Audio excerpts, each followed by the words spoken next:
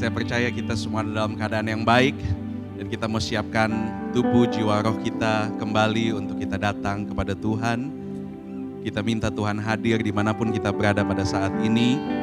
Ketika kita menyembah Tuhan, ketika kita memuji Tuhan, Tuhan sendiri bertahta di atas pujian kita. Haleluya. Mari angkat suaramu, angkat hatimu, persiapkan tubuh, jiwa, dan rohmu untuk kita meninggikan Tuhan. Karena Dia adalah Allah yang layak ditinggikan, Allah yang layak diagungkan. Terima kasih,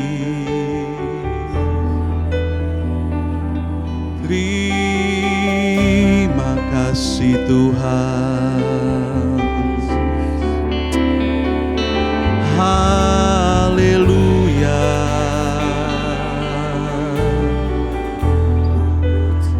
Allah yang layak ditinggikan.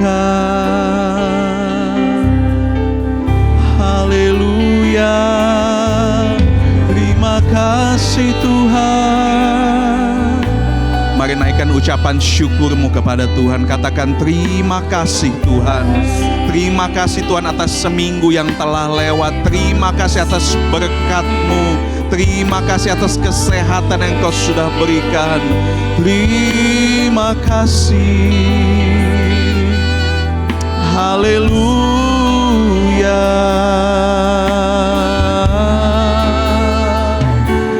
Haleluya. Tuhan, ini kami anak-anak-Mu Tuhan. Mari ya Tuhan, Engkau hadir di setiap rumah tangga. Engkau hadir di dalam hati kami Tuhan. Engkau ada di dalam dimanapun kami berada pada saat ini. Kami ingin menikmati Engkau Tuhan.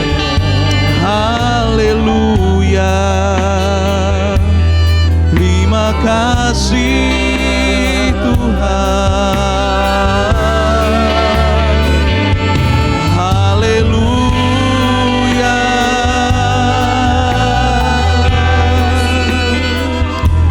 Kami sembah Tuhan, kami tinggikan Tuhan. Haleluya,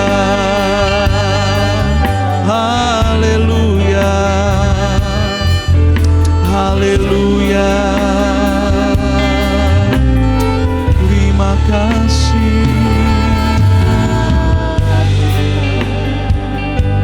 Tuhan Yesus. Kami percaya Tuhan, ketika Engkau hadir di atas pujian kami Tuhan, maka mujizat-Mu akan Engkau nyatakan bagi kami. Kami percaya kami akan dikuatkan lewat puji-pujian yang kami naikkan. Kami percaya kami akan dikuatkan lewat firman Tuhan. Kami percaya Tuhan kami akan dikuatkan lewat perjamuan kudus Tuhan. Terima kasih Bapa, terima kasih. Terima kasih, kami siap untuk memuji, menyembah Engkau. Dalam nama Tuhan Yesus Kristus. Amin. Haleluya. Puji Tuhan, Bapak Ibu Saudara yang dikasihi Tuhan. Mari hari ini saya undang Bapak Ibu bisa bangkit berdiri. Kita mau bersama-sama memuji Tuhan. Hari ini adalah hari yang dijadikan Tuhan. Kita mau bersuka cita memuji Allah kita yang luar biasa. Haleluya. Amin.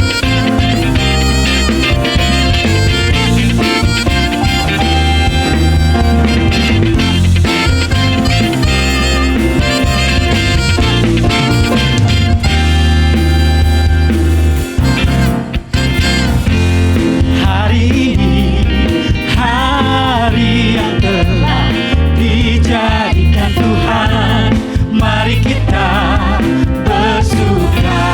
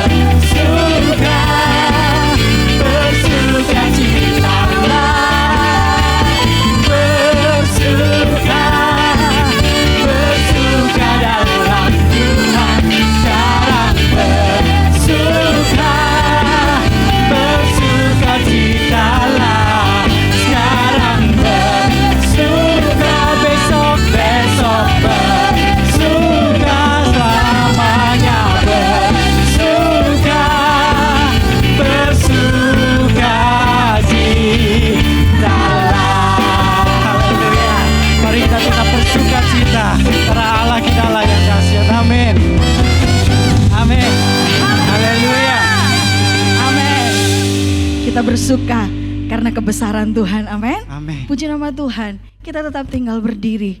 Saya percaya kita mau bersuka cita karena pengorbanannya, karena kasihnya buat setiap kehidupan kita. Terima kasih Tuhan.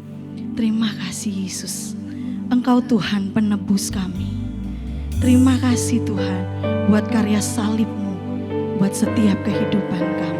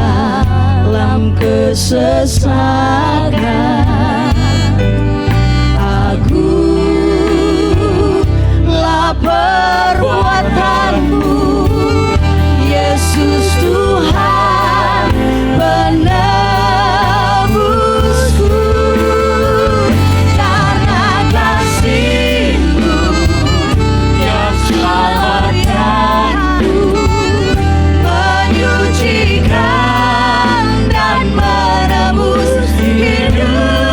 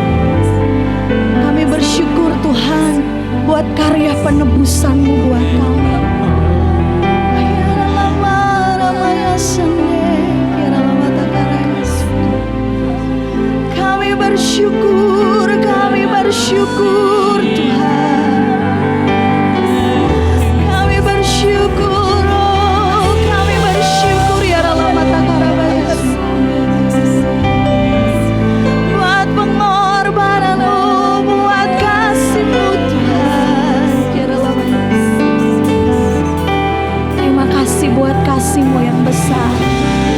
Terima kasih Tuhan. Terima kasih Yesus. Haleluya.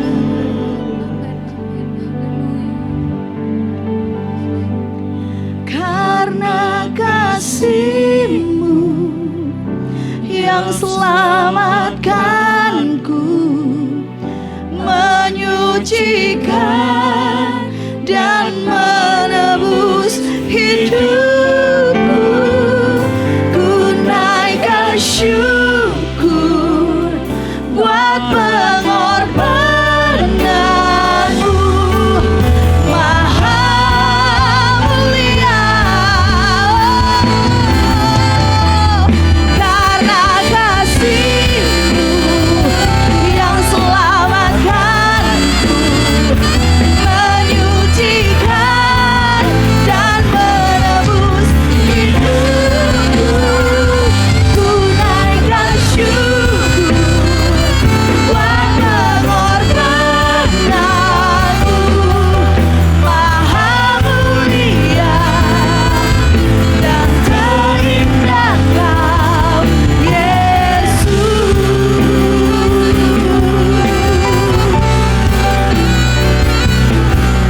Maha mulia dan terindah Kau, Yesus.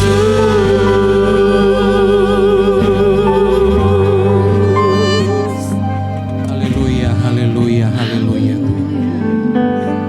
Terima kasih. Kami bersyukur untuk kasih-Mu. Kasih yang sempurna, yang sudah menyelamatkan kami, yang sudah mengangkat kami daripada lumpur dosa. Dan Engkau menjadikan kami, Tuhan, putih seperti salju, dan boleh berkenan di hadapan-Mu. Bahkan kami juga terus akan Engkau sertai, dan Engkau memberikan seorang penolong yang lain kepada kami, umat-umat-Mu. Roh Kudus, Allah pribadi, yang terus ada bersama-sama dengan kami, umat-umat Tuhan. Apapun keadaan kami, apapun situasi yang diperhadapkan dalam hidup kami saat ini, kami percaya, kami tetap akan kuat ketika ada Roh Kudus dan Firman terus bekerja di dalam dan melalui kehidupan kami. Oleh sebab itu, siaplah kami untuk boleh kembali mendengarkan firman Tuhan yang hidup, yang adalah pegangan hidup kami, yang adalah Tuhan Yesus, hikmat yang daripada Allah. Untuk Tuhan, kami harus boleh melakukan semua firman itu, sehingga kami benar-benar memposisikan hidup kami sesuai dengan kehendak Tuhan. Apa kemauan Tuhan dalam hidup kami, kami pastikan kami ada di dalamnya. Kami terus belajar mengalir bersama dengan rencana Tuhan, dan kami tahu kami tetap ada dalam kontrolnya Tuhan. Berfirmanlah Engkau bagi kami dan urapi Bapak Gembala kami. Bahkan kami semua diurapi oleh Tuhan, dan kami percaya pemberitaan firman Tuhan boleh tersampaikan sesuai dengan kehendak Tuhan. Semua kami yang mendengar diberkati oleh Tuhan. Terima kasih, kami siap untuk mendengarkan firman-Mu. Dalam nama Tuhan Yesus Kristus. Haleluya. Amin. Amin, puji Tuhan. Haleluya. Sebelum saya sampaikan firman Allah, saya berterima kasih buat jemaat yang selama ini sudah memberikan kontribusi untuk program Elohim Peduli. Ya, ada sumbangan-sumbangan berupa uang, berupa barang, ada beras, ya, ada telur, ada mie instan, ada minyak. Itu sudah dibagikan kepada jemaat-jemaat yang terdampak secara ekonomi akibat situasi yang sedang berkembang sekarang ini. Dan kiranya Tuhan memberkati saudara.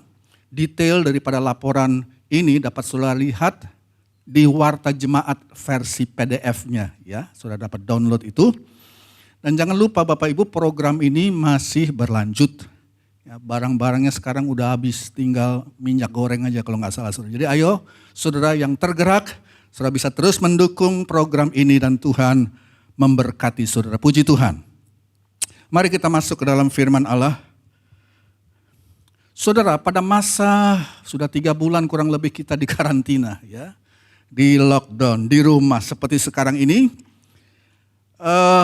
maka saya kira penting untuk saya dan saudara, penting untuk kita tidak membatasi Tuhan, bahwa Tuhan hanya bekerja di dalam gereja saja tatkala ibadah raya, di mana semua orang berkumpul sebagaimana layaknya kita lakukan dalam keadaan normal tiap-tiap minggu. Tidak demikian, saudara. Tuhan, saya sudah sampaikan juga firman Tuhan kemarin, juga melakukan mujizat yang besar di rumah. Di rumah. Dalam 2 Raja-Raja pasal yang keempat, kita ingat bagaimana Nabi Elisa itu bertanya kepada istri dari salah satu nabi, murid Elisa sendiri, ya, apa yang engkau punyai di rumahmu? Nah saudara, wanita ini atau ibu ini butuh mujizat. Dia perlu Tuhan untuk melakukan sesuatu untuk keluarganya, karena anaknya akan diambil orang. Anaknya akan diambil oleh penagih hutang untuk dijadikan budak. Karena hutang yang besar yang dialami oleh keluarga ini karena suami sudah meninggal. Dan dalam masa Alkitab pada masa itu penagih hutang berhak untuk menangkap anak ya daripada keluarga yang berhutang besar dan dijadikan budak karena orang tua mereka tidak bisa membayar hutang tersebut. Jadi ibu ini pergi kepada sang nabi, Nabi Elisa, dan Nabi bilang begini, apa yang kamu punya di dalam rumahmu, garis bawahi, apa yang kamu punya di dalam rumah. Nah, dengan perkataan lain Bapak Ibu, ayat ini mau berkata bahwa apa yang ada di dalam rumahmu dapat mendatangkan mujizat. Apa yang engkau punya di dalam rumah? Nah, saudara, kita sekarang hidup dalam masa di mana saudara tidak bisa berkumpul dalam gereja. Ya. Dan dengan demikian rumah saudara menjadi penting sekarang ini. Kalau kita perhatikan kitab sejarah gereja, kitab Kisah Rasul, di situ dicatat 18 kali, saudara, Kisah Rasul itu menyinggung tentang gereja. Tetapi perhatikan ini, ada 39 kali dalam kitab Kisah Rasul dibicarakan tentang rumah. Kalau kita banding antara rumah dan gereja itu, saudara, hampir 2 kali lebih banyak Kisah Rasul menyinggung tentang rumah-rumah daripada umat Tuhan. Nah memang saudara, sekarang ini saya mengerti kita tidak sedang dalam keadaan yang normal. Kita lagi gak normal sekarang ini saudara kan. Ya. Tetapi begini, keadaan di mana kita tidak dapat secara normal berbuat ibadah seperti biasanya dalam gedung gereja itu tidak dapat saudara, menghentikan gereja Kristus untuk mengalami kuasa Tuhan, untuk berbuat ibadah. Gereja Perjanjian Baru terus akan berfungsi walaupun secara besar mereka mungkin tidak dapat berbuat ibadah. Kalau kita ingat contohnya saudara, aniaya yang terjadi di negara-negara yang anti Kristen umpamanya, di negara-negara di negara Muslim garis keras umpamanya saudara, di negeri Cina umpamanya saudara, itu tidak menghalangi anak-anak Tuhan untuk bersekutu, untuk beribadah kepada Tuhan. Orang-orang Kristen di sana itu dilarang oleh pemerintah untuk beribadah di gedung gereja. Jadi ya, apa yang mereka lakukan? Apakah mereka tidak beribadah? Mereka beribadah ya, tapi di rumah-rumah bersama dengan keluarga mereka. Mungkin secara underground karena situasi politik yang tidak memungkinkan saat itu. Nah, Alkitab Perjanjian Baru, saudara, penuh dengan kisah mujizat-mujizat yang terjadi bukan di gedung gereja. Mujizat-mujizat ini terjadi justru bukan di gedung gereja, bukan di bait Allah, bukan di sinagoga, tetapi ada 39 kali kitab Kisah Rasul mencatat, kitab sejarah gereja ini mencatat di mana mujizat terjadi. Berkat Allah dicurahkan, kuasa Roh Kudus dicurahkan saudara di dalam rumah dari umat Allah. Jadi Bapak Ibu, inilah saat yang baik untuk kita memeriksa ulang kehidupan kekristenan kita. Memang gara-gara pandemi ini pemerintah melarang kita untuk bersekutu di rumah ibadah dalam jumlah besar. Dan perhatikan nih, jika karena hal itu kemudian itu membuat saudara berhenti berdoa. Oleh karena kita tidak lagi dapat berkumpul bersama dalam perbuatan ibadah raya, ya, karena peraturan yang darurat seperti ini membuat saudara lantas tidak bisa memuji Tuhan. Membuat saudara stop atau saudara mempending doa saudara. Saudara mempending saudara kehidupan pujian dan sembahan saudara. Sampai nanti kalau gereja bisa beribadah lagi secara normal. Kalau saudara tunggu sampai itu, saya mau katakan ada sesuatu yang salah dalam kehidupan kerohanian kita. Kita sedang mengalami krisis rohani kalau begitu. Kalau saudara berhenti membaca Alkitab. Kalau saudara berhenti bersaksi. Kalau saudara berhenti memuji dan menyembah Tuhan. Kalau saudara berhenti berkorban dan saudara menunggu sampai nanti ibadah dalam gereja kembali normal. Maka saudara, kita sedang dalam krisis rohani kalau begitu. Sebab apa? Kita nggak tahu sampai kapan ini. Ya, kita nggak tahu situasi ini akan berakhir kapan. Ya, nah kita berharap mungkin ya segera persoalan ini akan berakhir dan semua boleh kembali dengan normal. Walaupun katanya sih nggak bisa begitu juga, saudara. Ya, nggak bisa tuntas itu virus corona betul-betul hilang dari permukaan bumi, saudara. Ya, dan kita kembali kepada situasi normal seperti dulu, enggak. Ya, kita akan hidup dalam the new normal. Nah, begini, saudara. Seberapa kuat kerohanian gereja diukur dari apa? Seberapa kuat kerohanian gereja ini, Elohim, itu diukur dari seberapa dalam kekuatan rohani dari jemaat di mana? Di rumah mereka masing-masing. Alkitab berkata, dan saya sudah khotbahkan kemarin saudara, dalam Kisah Rasul pasal 2 bahwa Roh Kudus dicurahkan. Dan ini menarik bahwa pencurahan Roh Kudus yang pertama kali dalam sejarah gereja perjanjian baru, yaitu saat gereja dilahirkan pada hari Pantekosta, pencurahan Roh Kudus itu bukanlah di dalam gedung gereja, tapi Roh Kudus dicurahkan di dalam sebuah rumah. Di ruang yang di atas saya katakan, saudara, 5 kali saya pernah ke sana bersama dengan istri, itu ruang gak terlalu besar-besar amat, saudara. Jadi tahukah saudara, Bapak Ibu Saudara sekalian, bahwa Tuhan dapat mencurahkan rohnya di ruang rumah saudara sekarang ini. Bahwa berkat itu dicurahkan di ruang rumah, di tempat saudara berkumpul bersama, di ruang tamu barangkali, apa di dalam kamar, di ruang tidur saudara. Ketuangan Roh Kudus dimulai di sebuah rumah, loteng tingkat 2 di Yerusalem. Kisah Rasul 9 ayat 11, saya akan memberikan beberapa ayat tentang rumah. Kisah 9 ayat 11, di sana sudah bisa baca nanti. Ananias diberitahu oleh Tuhan. Firman Tuhan bilang begini sama Ananias, mari Ananias engkau pergi ke jalan yang bernama Jalan Lurus dan carilah rumah seorang yang bernama Yudas. Nah, Yudas ini bukan Yudas murid Yesus yang mengkhianati Yesus ya. Yudas ini anak Tuhan, rumahnya di Jalan Lurus namanya. Ya. Dan di situ ada seorang, kata Tuhan, dari Tarsus yang bernama Saulus. Dia sekarang sedang berdoa di rumah itu. Engkau Ananias, engkau atau aku utus untuk tumpangkan tanganmu ke atas orang ini. Sebab aku punya rencana besar untuk orang ini. Aku mau pakai orang ini untuk kemuliaanku. Dan saya mau tanya saudara, di mana hal ini terjadi? Di sebuah rumah, rumahnya Yudas, bukan di gedung gereja, bukan di bait Allah.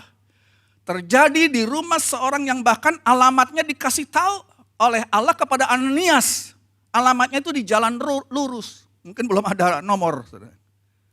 Nah, saya kira Tuhan menyuruh Saulus dari Tarsus setelah dia bertobat, ya, ke rumah Yudas di Jalan Lurus itu, sebab mungkin dan pasti ada sesuatu yang harus diluruskan dalam hati daripada Saulus saat itu, sebab sekian lama dia sudah memporak-porandakan pekerjaan Tuhan, sekian lama dia sudah membunuh-bunuhin anak Tuhan dan menyiksa mereka, menyeret mereka ke pengadilan, saudara, menghalangi pekerjaan Tuhan, perkembangan daripada gereja Tuhan. Ada sesuatu yang bengkok dalam jalan hatinya, perlu diluruskan.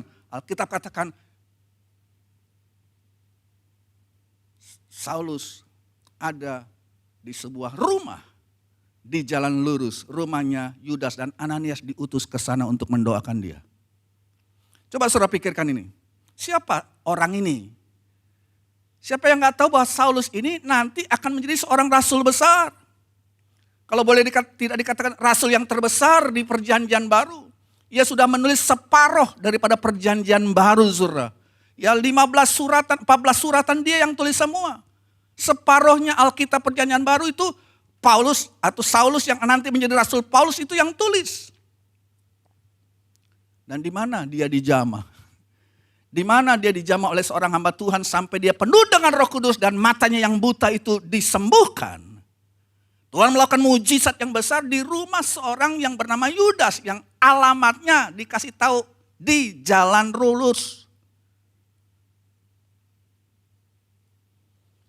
Tuhan juga tahu alamat saudara, amin.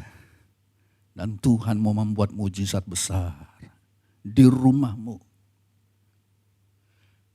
Ayat lain lagi dalam Kisah Rasul pasal 10 kita baca. Ada seorang kafir. Dia, ya orang kafir itu berarti bukan orang Yahudi. Orang kafir ini bernama Cornelius, seorang perwira pasukan Romawi. Ya, cuma orang ini walaupun perwira pasukan Romawi dia saleh. Dia takut akan Tuhan. Dan dia suka memberi sedekah kepada orang-orang Yahudi. Dia mengasihi Tuhan dan dia senang suka berdoa. Dan apa yang terjadi Bapak Ibu, Tuhan mengutus Simon Petrus ke rumahnya. Simon saat itu sedang berdoa di sebuah rumah di kota Yope. Dan seorang malaikat berkata kepada Petrus dalam penglihatan, ya, pergi ke bawah. Di situ ada orang yang diutus dari Kaisaria untuk membawa engkau pergi ke rumah seseorang, ikuti mereka. Dan Petrus ikuti apa kata firman, apa kata malaikat itu tadi. Dan betul dia menemui ada orang-orang yang sudah menunggu dia di depan rumah di Yope itu. Dan mereka mengadakan perjalanan cukup jauh, saudara, ke kota Kaisaria, ke rumah Cornelius, seorang non-Yahudi, yang waktu Petrus masuk rumahnya, orang-orang sudah ngumpul di rumah tersebut. Dan ayat 44 dari Kisah Rasul pasal 10 mencatat begini. Petrus menyampaikan berita firman Allah di rumah Cornelius yang sudah dipenuhi oleh anggota keluarga dan semua anggota rumah tangga Cornelius. Dan sementara Petrus berkhotbah, nggak pakai lama, turun Roh Kudus, saudara, di tengah-tengah rumah itu dan mereka semua dipenuhkan dengan Roh Kudus yang mendengarkan pemberitaan firman Allah melalui mulut hambanya ini. Siapa mereka? Mereka bukan orang Yahudi, ini orang kafir. Di mana firman Tuhan diberitakan? Di dalam rumah Cornelius. Mungkin di ruang tamunya pasti kali ya. Nggak mungkin di tempat tidurnya, saudara kan? Di ruang Cornelius sudah mengumpulkan banyak orang. Dia memanggil semua anggota keluarganya untuk berkumpul. Dan mereka semua, catat ini, orang-orang non-Yahudi, orang kafir yang tidak mengenal Allah seperti orang Israel. Nah, mereka mendengar firman Tuhan dan sementara mereka mendengarkan firman Tuhan, Roh Kudus turun memenuhi semua mereka. Sampai teman-temannya Petrus, orang Yahudi yang menemani dia dari Yope ke Kaisaria, melihat kejadian itu ternganga-nganga, dikatakan, waduh ternyata Roh Kudus juga diberikan di kehidupan orang non-Yahudi. Jadi dulu orang-orang Yahudi itu pikir mereka bangsa eksklusif, Roh Kudus itu cuma diberikan kepada orang Yahudi toh. Sekarang mereka kaget di rumah seorang kafir. Di mana mama papanya mungkin ngumpul, adik kakak ngumpul, ponakan juga ngumpul, anak-anak ngumpul. Dipenuhi Roh Kudus, itu orang kafir. Mereka ternganga-nganga. Nah pertanyaannya dari mana mereka tahu bahwa mereka dipenuhkan dengan Roh Kudus, bahwa orang kafir dipenuhkan dengan Roh Kudus. Alkitab jelas mengatakan bahwa mereka mendengar keluarga Cornelius berbicara, berkata-kata di dalam bahasa-bahasa yang baru, di dalam bahasa roh. Dan memuliakan Allah. Saudara, Allah sekarang tidak lagi pandang latar belakang etnis. orang. Dan Allah tidak lagi melihat tempat di mana dia dapat menurunkan berkat-Nya. Ini di sebuah rumah. Roh Kudus dicurahkan di ruang keluarga rumah Cornelius. Berarti Tuhan mau memberkati rumah kita. So kita juga non-Yahudi, saya yakin saudara yang sedang berbuat ibadah pada pagi hari ini, saudara nggak ada orang Yahudi kan? Ya, saudara non-Yahudi semua. Ya, dan saudara, kepada kita lah Allah juga mau memberikan berkat khusus ini di rumah tangga kita masing-masing. Dia mau membuat mujizat di rumahmu. Dia mau mengadakan kesembuhan dalam rumahmu. Dia mau menyembuhkan yang sakit hati barangkali yang ada dalam rumahmu. Dia mau memulihkan hubungan-hubungan yang ada yang sudah rusak barangkali dalam rumahmu. Dia mau memulihkan mereka yang terikat dengan narkoba barangkali di dalam rumahmu, yang sedang depresi dalam rumahmu, yang sedang kepahitan, yang sedang ketakutan dan bingung dan tidak punya pengharapan yang ada di dalam rumahmu. Kuasa Roh Kudus mau mencapai ke sana dan menjamah dan merubah. Dia tahu alamat saudara. Berikut Kisah Rasul 12 ayat 12. Kisah 12 ayat 12. Saat ini saudara, penganiayaan sedang berlangsung di gereja Pantekosta di Yerusalem. Apa yang terjadi? Herodes, pemimpin politik saat itu, menangkap gembala sidang jemaat kota Yerusalem yang namanya Yakobus, dibunuh, dipenggal kepalanya, mati syahid. Ya. Belum cukup itu, untuk lebih menyenangkan orang Yahudi. Ya.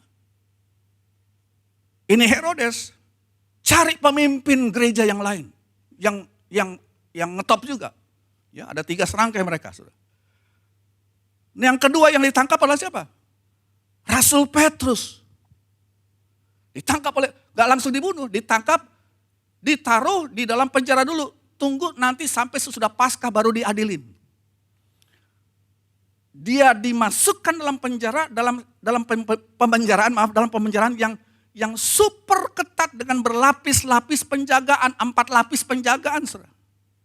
Lantas apa yang terjadi? Kalau saudara baca Kisah Rasul 12 ayat yang ke-12 itu. Di rumah seorang ibu yang bernama Maria. Maria inilah ibu dari Yohanes Markus. Siapa Yohanes Markus? Itu penulis Injil Markus. Di rumahnya penulis Injil Markus, di rumah ibunya ini lagi ada beston. Jemaat ngumpul, tentu gak bisa banyak saudara. Ya, mereka kumpul dan mereka ngapain? Mereka mendoakan Petrus dengan tekun. Di rumah seorang ibu, rumah ibu Yohanes Markus. Dan singkat cerita, saudara, dengan cara supranatural Allah membebaskan Rasul Petrus dengan cara yang luar biasa. Penjara yang dijaga itu super ketat oleh 4 regu. Ada pintu besi lagi yang menutup mereka. Tapi pintu besi itu kemudian buka sendiri. Saya jadi ingat kayak di mall-mall, saudara mau masuk ruang ber-AC, terbuka sendiri itu pintu. Ini pintu besi yang menjaga penjara itu terbuka sendiri, saudara. Saat malaikat membawa Petrus keluar dari penjara. Kenapa bisa demikian? Ada orang-orang yang berdoa di mana? Di rumah. Di rumah saat itu. Mereka berdoa bukan di gedung gereja saat itu, tapi dalam rumah. Tahukah saudara bahwa Tuhan bukan hanya mendengar hamba Tuhan berdoa untuk umatnya di mimbar gereja. Tetapi saudara, Tuhan juga mendengar doa-doa yang dinaikkan di rumah orang-orang yang ada di dalam rumah saudara masing-masing. Di ruang keluarga saudara mungkin. Mungkin dalam ruang keluarga saudara sudah siapkan kan. Supaya ibadah bisa diselenggarakan. Saudara kan bilang sama anak-anak, saudara, kita lagi dalam situasi, mungkin pada saat itu juga sama. Ya.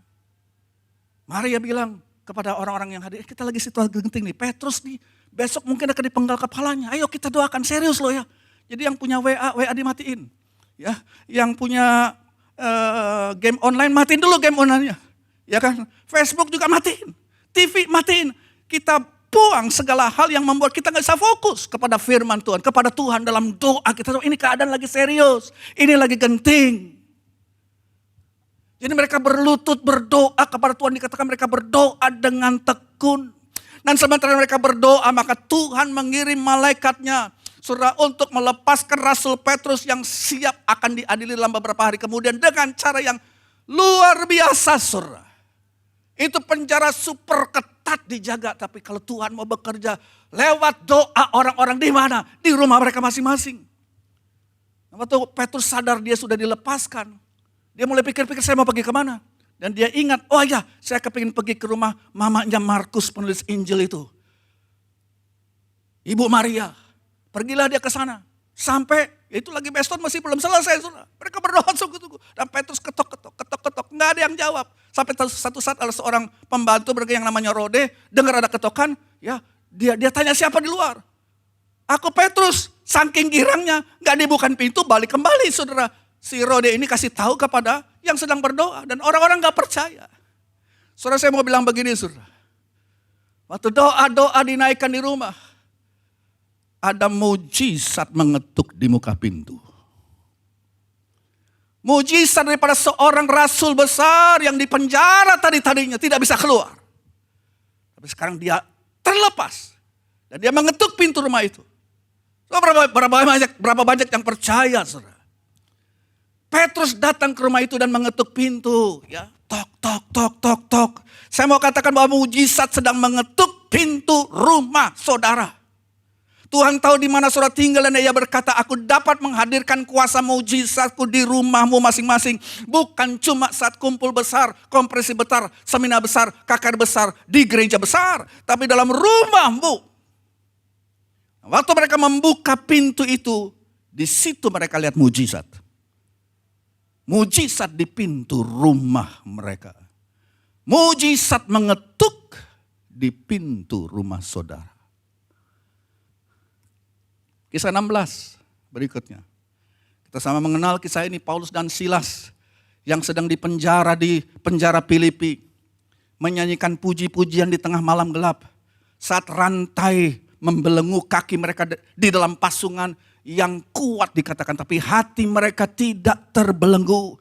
Dan Alkitab katakan tiba-tiba datanglah saudara gempa bumi yang besar. Yang membuka pintu-pintu penjara dan rantai yang membelenggu mereka itu terlepas. Dan kepala penjara yang ketakutan saudara datang berlutut di hadapan Paulus dan Silas. Dan bilang begini, apa yang saya harus lakukan Tuhan? Dia ketakutan. Sebab dia pikir ini orang-orang penjara udah kabur semua dan dia bakal dibunuh mati. Dia sudah mau bunuh diri. Tapi dilarang oleh Paulus, kami masih ada semua di sini.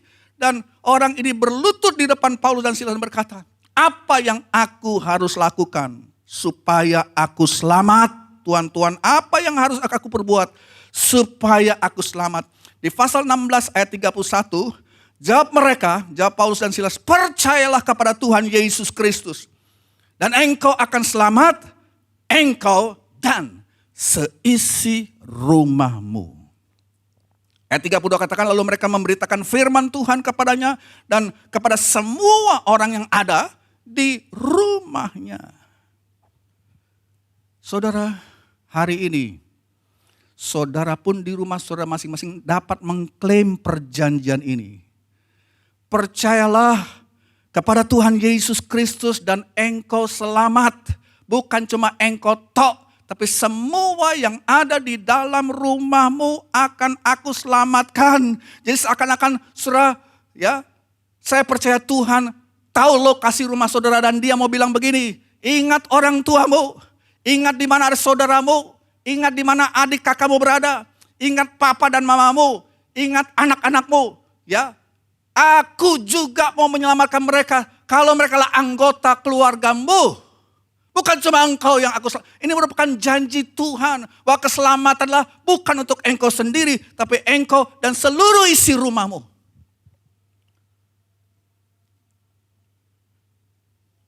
Aku mau menyelamatkan rumahmu. Anakmu, ponakanmu. Aku mau menyelamatkan mereka yang sedang terikat barangkali di rumahmu dengan drug. Yang mungkin sudah tahunan itu anak gak pernah pergi ke gereja, morsal sudah anak itu saudara. Atau mungkin pembantu dalam rumah tangga saudara. Dimenangkan, sebab biar bagaimanapun dia ada di payung rumah tanggamu. Aku mau menyelamatkan seluruh isi rumahmu. Ini janji Tuhan. Kisah 20 ayat 20 berikutnya. Kisah 20 ayat 20. Paulus berkata, sungguh pun demikian, aku tidak pernah melalaikan apa yang berguna bagi kamu. Semua kuberitakan dan kuajarkan kepada kamu, baik di muka umum maupun dalam perkumpulan-perkumpulan di rumah kamu. Dalam bahasa Inggris dikatakan perkumpulan-perkumpulan di rumah kamu itu from house to house. Dari rumah ke rumah. Coba kita pikirkan siapa sih Paulus? Paulus pengkhotbah besar, saudara. Dia rasul besar. Mungkin kita sering membayangkan Rasul Paulus, dia bicara di panggung yang besar, dia diberikan kursi kehormatan, ya. Kemudian pada saatnya dia mau khotbah, dia diperkenalkan, inilah Rasul Paulus, rasul besar yang bertobat. Lihat, wah orang tepuk tangan, dan Paulus pun naik ke mimbar, pegang mic, dia khotbah kayak Billy Graham. Tapi kita baca tadi di ayat itu, bahwa Paulus di satu sisi dia bisa bicara di banyak orang. Tapi juga dia juga bisa mengajar dari rumah ke rumah. Jadi Paulus juga mementingkan rumah-rumah itu. Paulus memperhatikan juga rumah-rumah dari anak-anak Tuhan seperti semacam care, saudara. Ibadah di care, di rumah-rumah, di dalam keluarga-keluarga. Itu Paulus. Berikutnya, Kisah Rasul 21 ayat 8. Kisah 21 ayat 8 dikatakan, ada seorang yang bernama Filipus. Nah, Filipus ini punya titel. Filipus si pemberita Injil. Satu-satunya pemberita Injil yang dicatat dalam kitab Kisah Rasul yang namanya Filipus, dipanggilannya pemberita Injil. Dan orang ini, saudara, dipakai luar biasa. Tuhan mengutus Filipus untuk pergi ke sebuah kota di daerah Samaria, saudara, untuk mengadakan penginjilan di sana. Dan apa yang terjadi, saudara? Tuhan menyertai penginjilan daripada Filipus ini dikatakan, saudara, di saya lupa ya, pasal Kisah Rasul pasal 8 kalau nggak salah ya. Ada kegerakan terjadi di Samaria karena penginjilan Filipus. Orang-orang menyerahkan jimat-jimat mereka untuk dibakar, saudara. Roh-roh jahat diusir dan roh jahat keluar dengan suara yang nyaring. Apalagi orang timpang disembuhkan. Dan Alkitab katakan ada sukacita besar di kota itu, di kota Samaria. Tapi, coba baca Kisah Rasul 21 ayat 8 tentang Filipus ini, tentang keluarganya. Ya. Nah, kita sering kali berpikir tentang kegerakan besar yang terjadi di Samaria karena Tuhan memang memakai seorang penginjil besar, yaitu Filipus. Tapi perhatikan, Filipus bukan hanya seorang penginjil yang diutus kepada seluruh bangsa, kepada kota besar untuk memenangkan bangsa-bangsa kafir, saudara, di kota Samaria. Tapi Filipus adalah juga menginjili rumahnya sendiri. Ini yang saya mau tekankan. Dia dia penginjil untuk rumah tangganya sendiri. Karena Alkitab berkata di Kisah Rasul 21 tadi ayat 8 dan 9, Paulus di dalam perjalanannya ke Yerusalem itu mampir ke rumah Filipus si penginjil ini. Lantas Alkitab katakan Filipus ini di rumahnya punya 4 anak. Anak cewek, saudara. Pasti cantik-cantik, masih gadis. Cuma dikatakan anak-anak ini penuh dengan Roh Kudus dan Roh Kudus kasih karunia untuk bernubuat. Wow, buat saya luar biasa ini. Apa artinya ini? Filipus bukan saja bisa memenangkan orang banyak dan menjadi saksi di luar rumah tangganya, di luar rumahnya, di Samaria dipakai luar biasa, saudara. Tetapi kita lihat anak-anak gadisnya di rumah, semua bertobat, semua percaya Tuhan. Enggak ada yang beling, saudara. Penuh Roh Kudus. Dan Roh Kudus memberikan karunia bernubuat. Ini 4 cewek masih gadis. Wow, buat saya luar biasa. Rumahnya menjadi pusat penginjilan. Jadi saudara, Tuhan dapat membuat mujizat di rumahmu. Jadi marilah kita mulai menginjil di rumah kita. Ya kan? Yesus, sampaikan tentang Yesus. Ajar anak-anakmu tentang Yesus. Bicara, share tentang Yesus. Mulailah baca firman Allah di rumah saudara bersama-sama lagi. Sebab Tuhan mau melawat rumahmu. saudaralah penginjil di rumah saudara masing-masing. Kita rindu melihat anak-anak kita mengikuti jejak iman kita, dipakai Tuhan, penuh dengan Roh Kudus. Dan itu tugas siapa? Tugas kita ngajarin. Tugas kita memberikan contoh. Dan Allah mau memberkati anak-anak kita di rumah-rumah kita masing-masing. Tapi itu tanggung jawab kita untuk memberitakan, untuk share tentang Yesus, tentang Roh Kudus. Baca dan renungkan firman Allah tentu bersama-sama. Ya saudara, gembala almarhum dari gereja kita ini, sudah mengenal dia, Bapak Silas, ya kan? Ayah mertua saya bersama dengan Ibu Silas, yang saya hormati tentunya. Saya tanya sama istri saya, gimana cara papa mama dulu mendidik kalian? Ya, dia adalah hamba Tuhan yang sudah kawakan, sudah puluhan tahun. Bagaimana cara mereka mendidik kamu anak-anak? Istri saya cerita. Ya, dia katakan Ibu Silas ini, itu tiap malam akan ngajak biston malam. Didahului dengan membaca Alkitab. Gantian berdoa. Habis itu udah gantian berdoa, mungkin Nina disuruh berdoa atau Ida disuruh berdoa, saya nggak tahu. Yona masih kecil mungkin saat itu sudah ya, almarhum dia. Ada mesbah keluarga yang sedang dibangun. Sebelum tidur itu dilakukan. Besoknya mau berangkat sekolah, berdoa dulu, harus dipastikan dia berdoa dulu. Juga katanya diajar dari kecil oleh Pak Silas ini, almarhum, untuk kasih persepuluhan itu udah diajar sejak mereka belum menikah, masih kanak-kanak di bawah payung rumah tangga ini. Dan Tuhan bekerja, memakai anak-anak ini. Mereka semua menjadi hamba-hamba Tuhan, satu sudah di sorga, haleluya. Bagaimana dengan rumah kita? Bagaimana dengan rumah tangga saudara? Ayat yang terakhir saya bacakan, Kisah Para Rasul pasal yang kedua ayat 46, di situ dikatakan Kisah Rasul 2 ayat 46.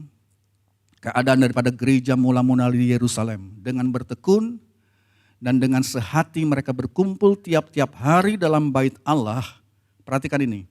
Mereka memecahkan roti di rumah masing-masing secara bergilir dan makan bersama-sama dengan gembira dan dengan tulus hati.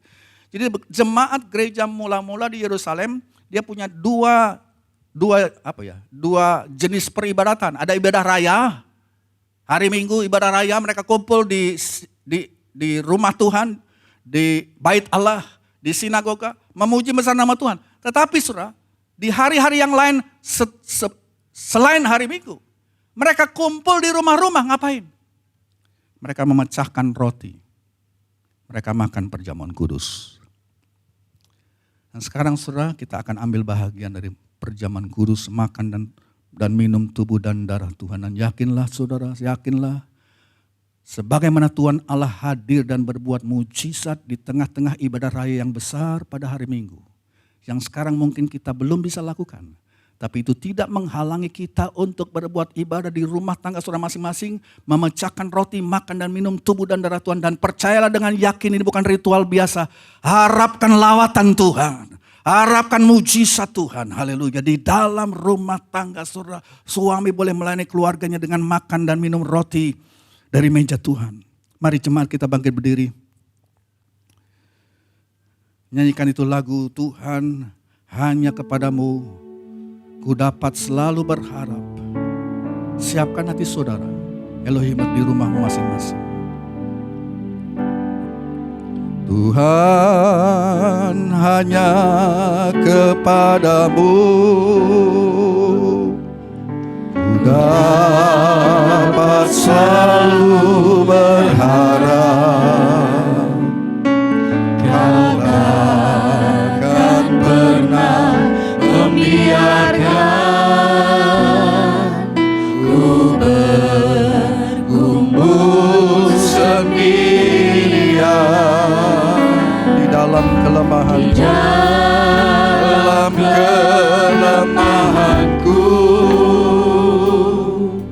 kuasa-Mu jadi sempurna. Kau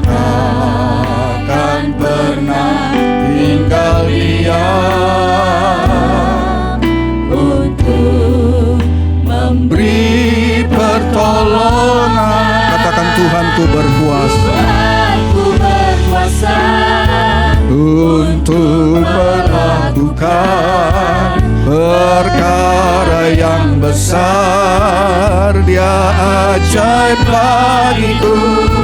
Tuhanku berkuasa untuk memberikan kemenangan besar di dalam hidupku. Saya undang hamba Tuhan datang ke depan untuk menyiapkan roti dan anggur ini. Kepala rumah tangga, suami, boleh juga ambil, siapkan roti dan anggur yang nanti akan dibagikan kepada anggota keluargamu. Kalau kepala rumah tangga tidak ada, ibu juga boleh silakan. Ya. Mari kita berdoa. Bapa dalam sorga, kami menghadap hadirat-Mu. Engkau ada di rumah tangga kami masing-masing. Dan Engkau siap mengadakan mujizat-Mu. Sebab Alkitab katakan itu. Apa yang ada di rumah kami akan mendatangkan sebuah mujizat, Tuhan. Seperti apa yang dipunyai oleh janda di dalam kitab raja-raja itu. Apa yang ada dalam rumahmu, kata Nabi Elisa. Dari apa yang ada itu, mujizat dilakukan. Bapak Ibu sekalian, yakinlah bahwa Tuhan adalah juga bagi keluargamu. Tuhan itu juga bagi rumah tanggamu. Dan ini bukan isapan jempol, bukan mengada-ada. Ini ada dalam Alkitab. Haleluya, haleluya, haleluya, haleluya, haleluya, haleluya. Bapa dalam sorga, mari taruhkan tanganmu di atas roti dan anggur, lambang daripada tubuh dan darahmu. Taruhkanlah tanganmu yang berlubang paku itu, Tuhan. Jika nanti kalau umatmu, setiap Elohimers dalam rumah mereka masing-masing akan makan roti dan minum anggur, lambang tubuh dan darahmu. Kami bersekutu dengan Tuhan. Tuhan di dalam kami di dalam Engkau, Tuhan. Buatlah mujizat-Mu. Banyak umat-Mu perlu mujizat dalam rumah mereka masing-masing. Bila melalui sarana ibadah pada online pada pagi hari ini dan melalui pelayanan perjamuan kudus, pakai kami semua, Tuhan. Berbuat mujizat. Turun di tengah-tengah umat-Mu. Terima kasih Tuhan. Terima kasih. Kami akan ambil bahagian makan dan minum tubuh dan darah-Mu di dalam nama Tuhan Yesus Kristus. Haleluya. Amin. Kepala rumah tangga dapat membagi roti dan anggur kepada anggota rumah tangga, istri, anak-anak. Kalau tidak ada, kepala rumah tangga ibu boleh melayani keluarganya. Tuhan hanya kepadamu. Tuhan hanya kepadamu. Ku dapat selalu berharap. Kau takkan pernah membiarkan ku bergumul sendirian. Di dalam kelemahanku, kuasa-Mu jadi sempurna. Kau takkan pernah tinggal diam untuk memberi pertolongan. Tuhan, Engkau berkuasa, haleluya, untuk melakukan perkara yang besar. Dia ajar bagiku, Tuhan. Tuhan berkuasa untuk memberikan kemenangan besar di dalam Tuhan berkuasa untuk melakukan perkara yang besar. Dia ajar bagiku, Tuhan ku berkuasa untuk memberikan kemenangan besar. besar. Lagi nyanyikan, Tuhanku berkuasa, Tuhanku berkuasa. Amin. Oh, dengan iman kami percaya akan setiap perjanjian-Mu di setiap rumah-rumah tangga kami. Untuk suami, untuk istri, untuk anak-anak Tuhan. Engkau mau bekerja, Engkau mau memakai, Engkau mau mencurahkan Roh Kudus, Engkau mau menyelamatkan mereka. Haleluya, Tuhan, Tuhan. Terima kasih, terima kasih. Haleluya.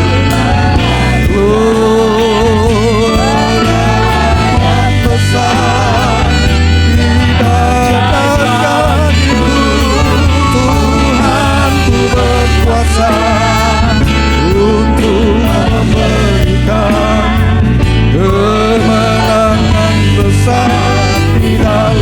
kemenangan besar di dalam hidup, kemenangan besar di dalam, kemenangan besar. Haleluya. Di dalam hidupku. Haleluya, haleluya. Sudah pegang roti di tangan kanan, angkat tinggi di atas kepala. Mari haleluya, mari percaya saudara. Saya yakin firman Roh Kudus, Yesus ada di gereja ini, tapi dia juga ada di tempat saudara. Yakin ya. Kita sudah lihat bahwa Allah bekerja dalam kitab Kisah Rasul di rumah-rumah. Haleluya, haleluya. Mulai memandang kepada Tuhan. Pegang roti di tangan kananmu, lambang daripada tubuh Yesus yang dihancurkan di atas gunung Golgota untuk saya dan saudara. Nah, saudara, ini dilakukan oleh setiap anggota rumah tangga gereja mula-mula. Mereka memecahkan roti dan makan bersama dengan sukacita. Haleluya, haleluya, haleluya. Terima kasih Tuhan, ucapkan syukur. Terima kasih untuk tubuh-Mu yang dipecahkan bagi kami Tuhan. Oh, tubuh itu dipecah-pecahkan begitu banyak, sehingga kami yang tersebar di seluruh, Tuhan kami Elohim yang tersebar di seluruh Sidoarjo ini, boleh mengangkat roti ini. Walaupun kami mungkin ada jarak, tapi kami disatukan dalam tubuh Kristus. Dan Engkau mau bekerja Tuhan, melawat dengan Roh Kudus-Mu, melawat dengan mujizat-Mu di setiap rumah-rumah tangga yang ada. Kami percaya Tuhan, kami percaya. Haleluya. Dengarkan pembacaan firman Tuhan. Sebab apa yang telah kuteruskan kepadamu telah aku terima dari Tuhan, yaitu bahwa Tuhan Yesus pada malam waktu dia diserahkan mengambil roti, dan sudah ia mengucap syukur atasnya, dia memecah-mecahkannya dan berkata, inilah tubuhku yang diserahkan bagi kamu. Perbuat ini menjadi peringatan akan aku. Saudara percaya inilah tubuh Yesus. Mari dengan iman kita makan bersama di dalam nama Tuhan Yesus Kristus. Berkat untuk kita.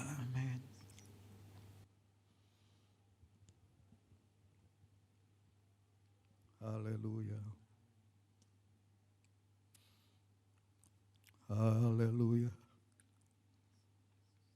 Terima kasih Tuhan. Terima kasih. Pegang cawan anggur, saudara. Angkat tinggi di atas kepala kita. Kita tinggikan darah anak domba Allah yang sudah menyucikan kita. Haleluya. Kalau dalam rumah tangga ada yang sudah berbuat dosa, haleluya. Mari angkat ini cawan anggur. Haleluya. Melambangkan darah anak domba Allah yang suci kudus. Minum dengan iman. Dan Tuhan mau menyucikan dosa-dosa kita. Dan biarlah saudara, darah anak domba Allah membersihkan kita. Dan Roh Kudus memberikan kita kekuatan supaya kita jangan jatuh lagi. Karalamayara santara baturia. Kurababakayara sikiyara bahalamayara santuria. Kirabakarata kalamayara sukurabakarata karabayara santara balalaba. Oh, Roh Kudus melayanglah di setiap rumah tangga yang ada. Setiap suami, istri, anak ada, dan semua yang ada dalam naungan rumah tangga itu. Engkau ada. Dengar pembacaan firman Tuhan. Demikian juga dia mengambil cawan sesudah makan lalu berkata, cawan ini adalah perjanjian baru yang dimeteraikan oleh darahku. Perbuatlah ini setiap kali kamu meminumnya menjadi peringatan akan daku. Sebab setiap kali kamu makan roti ini dan minum cawan ini, kamu memberitakan kematian Tuhan sampai dia datang. Saudara percayalah darah Yesus. Mari setiap Elohim di rumah saudara minum bersama di dalam nama Tuhan Yesus Kristus dan berkat untuk kita. Haleluya. Haleluya. Haleluya. Haleluya. Haleluya. Mari ambil waktu 1-2 menit ini menyembah Tuhan. Menyembah Tuhan. Semua yang ada di sini, semua yang di rumah-rumah. Roh Kudus ada. Haleluya. Haleluya. Rasakan hadiratnya, rasakan kuasanya. Terima lawatannya. Yang sakit Tuhan lawat. Tuhan sembuhkan. Kalau saudara yang menderita sakit di rumah, di bagian tubuh saudara yang sakit itu, taruhkan tanganmu dengan iman. Dan harapkan lawatan Tuhan pada pagi hari ini Tuhan. Di dalam nama Yesus. Di dalam nama Yesus. Kalau mujizatmu berlaku bukan cuma di gereja. Pada gereja yang mula-mula dia ada di rumah-rumah daripada seluruh jemaatmu yang terbuka hati kepada Tuhan. Kami tidak habis-habis iman kepadamu dan kami berseru. Oh, jamaah-jamaah dan jamaah seluruh Elohim Tuhan. Jamaah mereka yang sakit. Oh, yang berada Tuhan mengalami kesulitan ekonomi, buka jalan, berikan pemeliharaan-Mu. Ini keadaan yang memang tidak normal sekarang ini Tuhan. Tapi itu tidak membuat kami tidak berdoa, itu tidak menghalangi kami untuk tidak menyeru nama Tuhan. Sebab di rumah kami masih unsur gereja yang terkecil. Tuhan juga ada. Tuhan tidak dibatasi dengan ruang dan tempat. Roh Kudus memelayang-layang, haleluya. Di dalam nama Yesus, jamah anak-anak kami di dalam nama Yesus. Jamah mereka yang terikat di dalam nama Yesus. Jamah mereka Tuhan yang belum mau terima Tuhan, biarlah pagi hari ini Roh Kudus bekerja, menarik mereka sampai keselamatan bukan bagi perorangan, itu bagi kami dan seluruh isi rumah tangga kami. Biarlah bayara santara bayara sangkala baturi. Karena saudara yang baru pertama kali mendengarkan dari online ini bahwa Yesus sanggup menyelamatkan bukan cuma dirimu, tapi seluruh hidup rumah tanggamu yang mungkin sedang sekarat, sedang kebingungan. Ada Yesus Tuhan Allah yang hidup dan benar. Mari terima Yesus sebagai Tuhan Juru Selamat di dalam rumah tangga saudara. Terima saudara pada hari ini.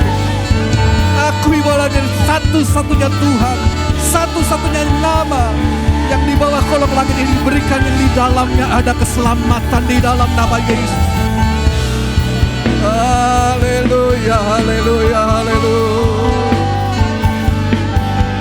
Haleluya. Amin, haleluya. Mari kita bersuka cita, haleluya. Mari kita bersuka cita, mari kita bersorak memuji, membesarkan nama Tuhan.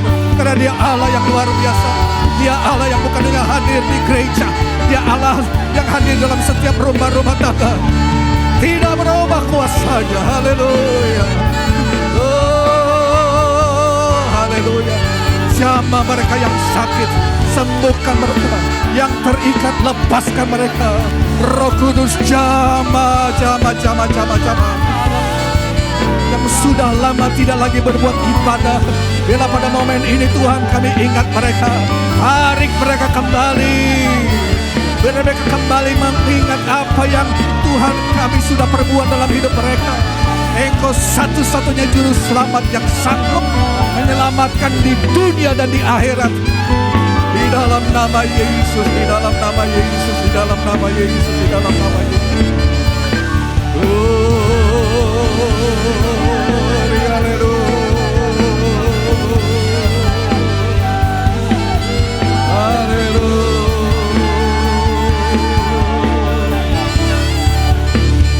Tuhanku berkuasa untuk perkara yang besar. Ajak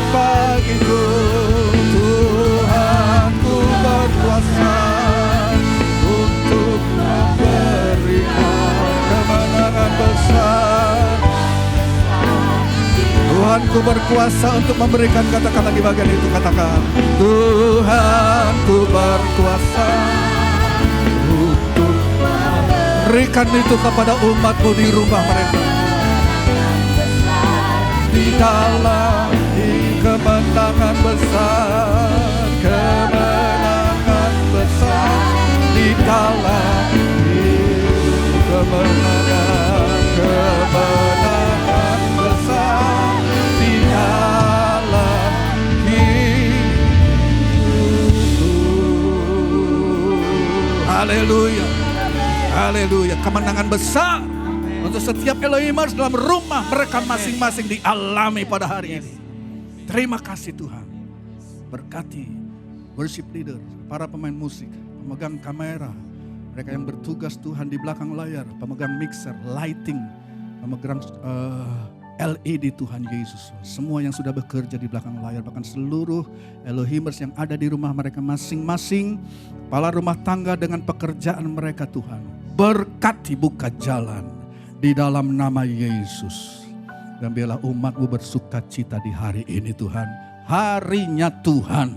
Bila sepanjang minggu ini kami boleh membicarakan tentang kebaikan-kebaikan Tuhan di dalam kehidupan kami Tuhan. Kalau kami masih belum melihat, kami percaya, kami tidak lepas iman. Ada harinya Engkau melawati kami Tuhan. Asal kami tetap teguh, tekun berbuat ibadah kepada Tuhan dengan iman. Terima kasih Tuhan, terima kasih. Berkatilah seluruh umat-Mu. Saudara di rumah, angkat tangan saudara. Terima berkat daripada Tuhan. Haleluya.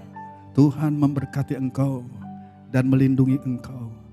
Tuhan menyinari engkau dengan wajahnya dan memberi engkau karunia. Tuhan menghadapkan wajahnya kepadamu dan memberi engkau damai sejahtera. Kamu sudah mintakan berkat ini di atas satu nama saja. Itulah di dalam nama Bapa, Putra dan Roh Kudus, yaitu di dalam nama Tuhan Yesus Kristus, Kepala Gereja. Hamba-Mu sudah berdoa dan memberkati umat-Mu. Yang percaya katakan amin. Haleluya. Puji Tuhan. Tuhan berkati saudara. Selamat hari Minggu. Amin.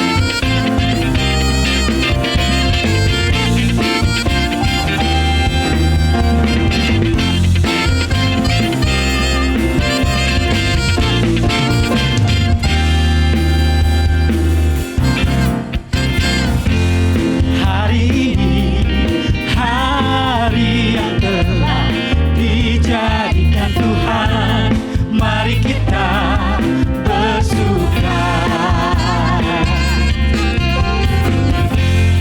Hari ini hari yang telah dijadikan Tuhan, mari kita bersuka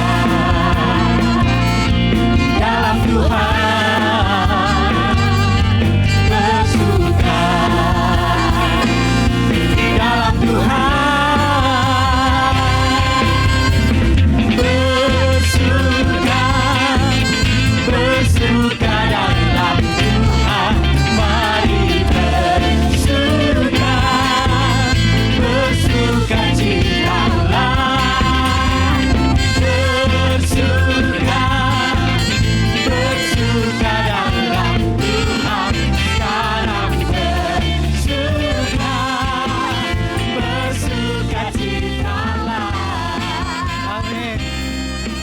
Haleluya.